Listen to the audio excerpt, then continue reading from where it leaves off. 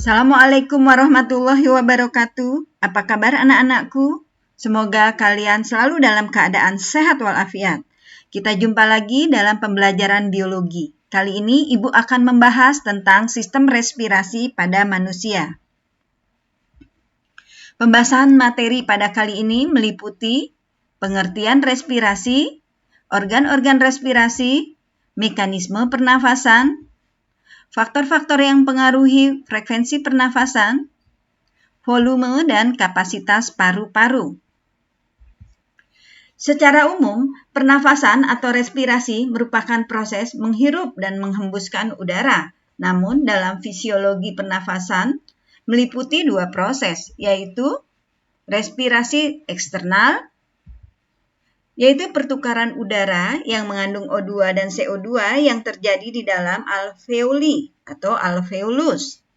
Dan respirasi internal, yaitu perombakan makanan atau oksidasi makanan yang menghasilkan energi yang terjadi di dalam sel, tepatnya di mitokondria.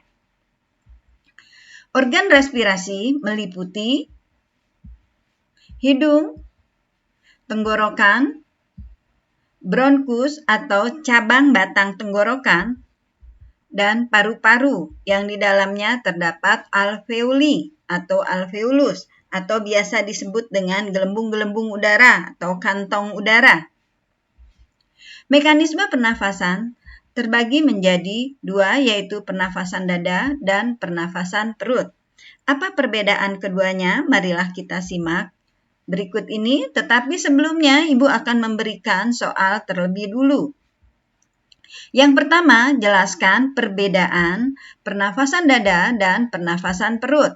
Yang kedua, sebutkan faktor-faktor yang mempengaruhi kecepatan pernafasan atau frekuensi pernafasan pada manusia.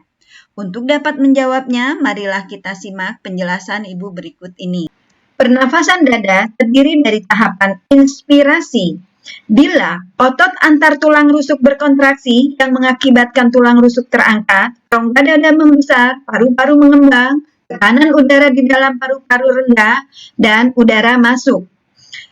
Dan tahapan ekspirasi, bila otot antar tulang rusuk berelaksasi yang mengakibatkan tulang rusuk menurun, rongga dada mengecil, paru-paru mengempis, tekanan udara di dalam tinggi sehingga udara keluar.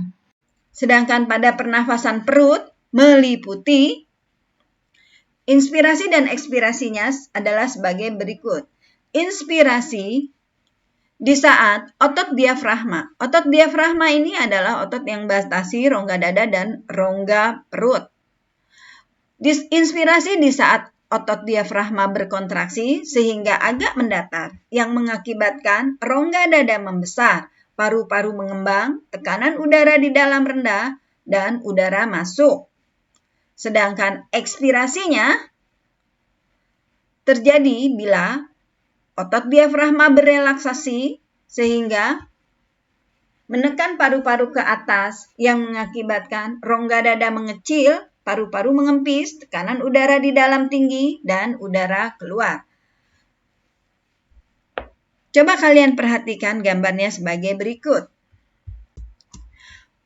Faktor-faktor yang mempengaruhi frekuensi dari pernafasan. Yang pertama adalah jenis kelamin. Kecepatan pernafasan pada wanita lebih tinggi daripada laki-laki. Hal ini disebabkan paru-paru pada laki-laki dewasa sehat rata-rata mampu menampung udara sekitar 5,7 liter, sedangkan pada wanita hanya sekitar 4,2 liter. Berikutnya adalah umur. Bayi dan balita memiliki frekuensi pernafasan lebih banyak dibandingkan dengan orang dewasa. Hal tersebut karena sel-sel tubuh sedang mengalami pertumbuhan, sehingga membutuhkan lebih banyak oksigen, sedangkan volume paru-parunya relatif lebih kecil.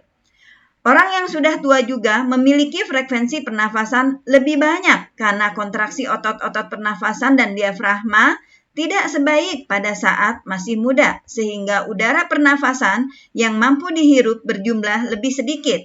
Frekuensi normal pernafasan bayi berjumlah 30-40 kali per menit, pada balita berumur 2-5 tahun berjumlah 24 kali per menit dan orang dewasa sekitar 10-20 kali per menit. Suhu tubuh. Perubahan suhu tubuh berkaitan dengan produksi panas dan pengeluaran panas yang berlebihan. Selama demam, metabolisme meningkat dan konsumsi oksigen bertambah. Metabolisme karbohidrat akan meningkat sekitar 10-15% untuk setiap kenaikan suhu 1 derajat Celcius, sehingga frekuensi jantung dan pernafasan akan meningkat untuk memenuhi kebutuhan metabolisme tubuh terhadap nutrisi dan oksigen. Posisi dan aktivitas tubuh. Frekuensi pernafasan pada posisi tubuh berdiri lebih banyak daripada posisi duduk. Posisi tubuh berdiri menyebabkan otot-otot kaki berkontraksi untuk menjaga tubuh agar tetap tegak, sehingga diperlukan energi dan oksigen yang akan berpengaruh pada peningkatan frekuensi pernafasan. Frekuensi pernafasan pada saat berlari lebih banyak dibandingkan pada saat diam atau istirahat. Emosi, rasa takut, atau rasa sakit. Hal ini menyebabkan terjadinya impuls yang merangsang pusat pernafasan sehingga penghirupan udara semakin kuat. Status kesehatan. Sistem kardiovaskuler dan pernafasan pada orang yang sehat mampu menyediakan oksigen yang cukup untuk memenuhi kebutuhan. Namun, adanya penyakit pada sistem tersebut berakibat terganggunya pengiriman oksigen ke sel-sel tubuh sehingga berpengaruh pula pada frekuensi pernafasan. Dan yang terakhir adalah ketinggian tempat. Tempat yang tinggi memiliki kadar oksigen yang rendah sehingga jumlah oksigen yang dihirup lebih sedikit. Hal ini menyebabkan sesak nafas dan peningkatan frekuensi pernafasan. Kita bahas tentang volume dan kapasitas paru-paru. Coba kalian perhatikan gambarnya sebagai berikut.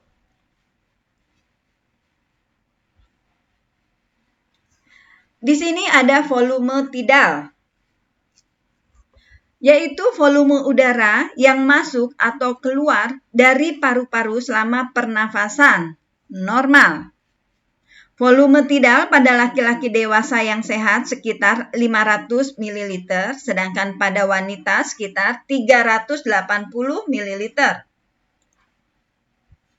Berikutnya adalah volume cadangan inspirasi, yaitu volume udara ekstra yang masuk ke paru-paru dengan inspirasi maksimum di atas inspirasi tidal.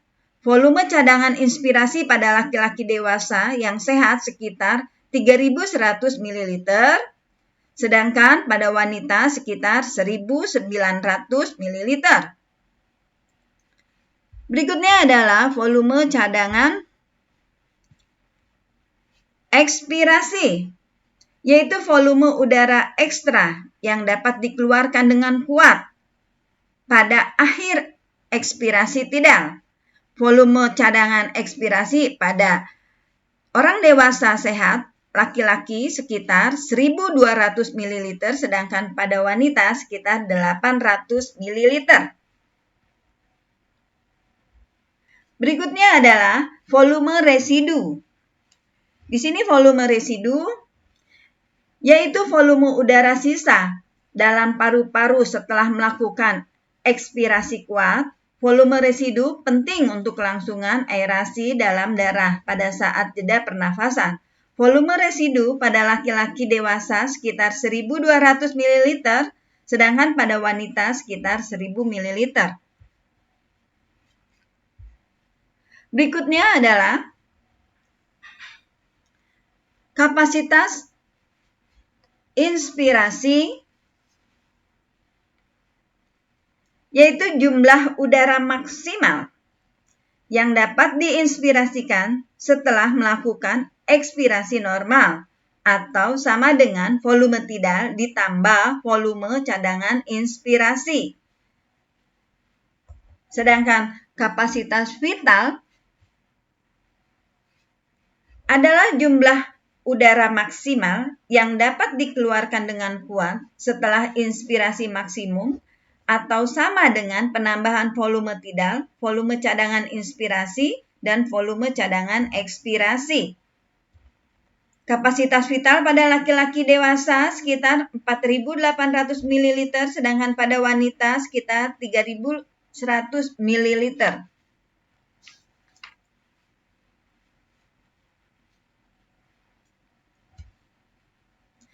Volume total atau kapasitas total dari paru-paru. Coba kalian perhatikan, ini adalah kapasitas total paru-paru, yaitu jumlah total udara yang dapat ditampung dalam paru-paru atau sama dengan kapasitas vital ditambah dengan volume residu.